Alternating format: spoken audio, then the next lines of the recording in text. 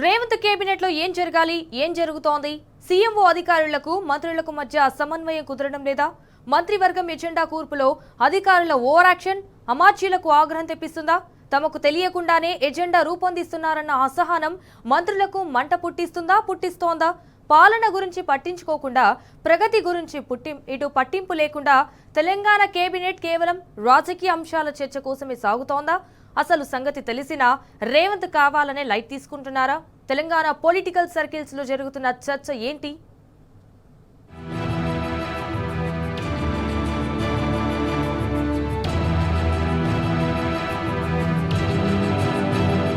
ఇటు ప్రభుత్వం మీద అటు పార్టీ మీద ఏకకాలంలో పెత్తనం చెలాయించాలని చూస్తున్న రేవంత్ రెడ్డికి అన్ని అపశకునాలే ఎదురవుతున్నాయి. ఇప్పటికే పాలనాపరమైన అంశాల్లో వన్ సైడ్ వ్యవహారం నడుపుతున్నారని గుంపు మేస్త్రి మీద గుర్రు మీదున్న అమాత్యులు సీఎంఓ అధికారుల తీరు మీద గుస్సా అవుతున్నారు.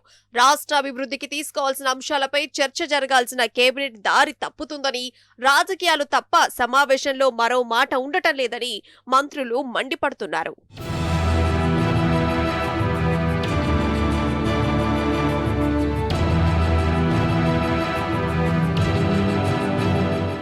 మంత్రివర్గంలో జరగాల్సిన అంశాలు పక్కదారి పడుతున్నాయి. సీఎంఓ అధికారులకు అమాత్యులకు మధ్య సయోధ్య కుదరటం లేదు. అసలు సంగతేంటో క్లియర్ గా ముఖ్యమంత్రికి చెప్పినా పెద్దగా పట్టించుకోవటం లేదు. ఇది మంత్రుల మంట. సీఎంకి అధికారులకు మధ్య సమన్వయం లోపముందన్న నిజం మొన్నటి పాశమైలారం ఘటనతో బయటపడింది. ఇప్పుడు సీఎంఓకు మంత్రులకు మధ్య కూడా ఇదే జరుగుతోంది. అది కేబినెట్ సమావేశంలో బయటపడుతోంది.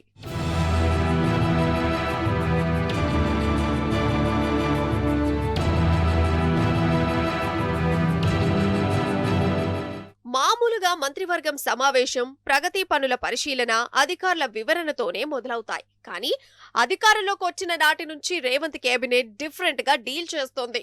అన్ని శాఖలకు దాదాపుగా మంత్రులున్నా వారి శాఖల గురించి పట్టించుకోకుండా అధికారులే స్వయంగా ఎజెండా రూపొందిస్తున్నారన్న టాక్ వినిపిస్తోంది. అందుకే సీఎంఓ తీరుపై మంత్రుల్లో ఒక రకమైన అసహనం గూడు కట్టుకుంటుంది.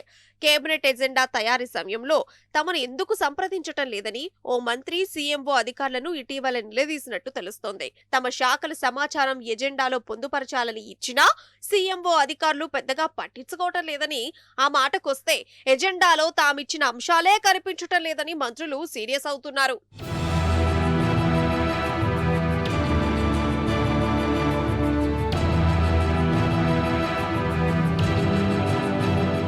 కేబినెట్ సమావేశం మొదలవగానే మొదట పాలనాపరమైన అంశాలే చర్చకొస్తాయి. ఆ తర్వాతే రాజకీయాలు.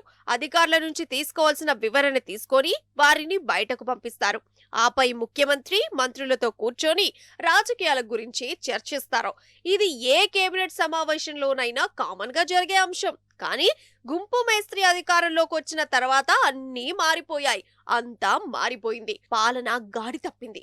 బీఆర్ఎస్ ను తిట్టిపోయడం తప్ప మరొకటి లేదాయనకు. రాజకీయాలు చేసి రచ్చ చేయాలన్న ధ్యాసే కానీ ఇంకోటి కనిపించడం లేదతనికి. ఇదే మంత్రులకు మంట పుట్టిస్తోంది.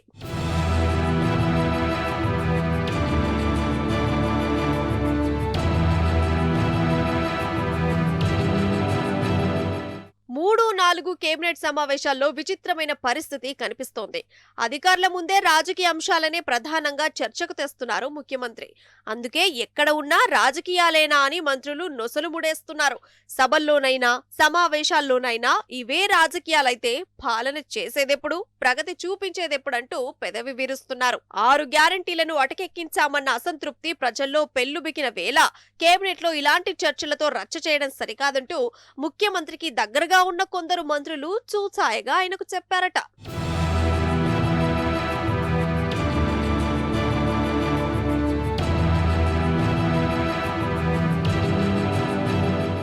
కేబినెట్ సమావేశంలో 20కి పైగా అంశాలు చర్చించాల్సుండగా గంట తరబడి పొలిటికల్ ఎజెండాలతోనే కాలం గడిపేస్తున్నాడు రేవంత్.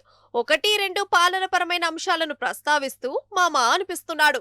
విధాన నిర్ణయాల అమల్లో సీఎంఓ అధికారులు నిర్లక్ష్యంగా వ్యవహరిస్తున్నా మందలించకుండా పొలిటికల్ డిస్కషన్లకే ఎక్కువ ప్రయారిటీ ఇస్తున్నారని మంత్రుల బృందం వాపోతోంది.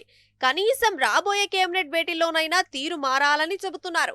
ఎజెండాలో పెట్టిన ప్రతి అంశాన్ని చర్చించాలని, పొలిటికల్ అంశాలు అధికారుల ముందు కాకుండా ప్రత్యేకంగా చర్చించాలని అమాత్యులు డిమాండ్ చేస్తున్నారన్న గుసగుసలు తెలంగాణ సచివాలయంలో వినిపిస్తున్నాయి.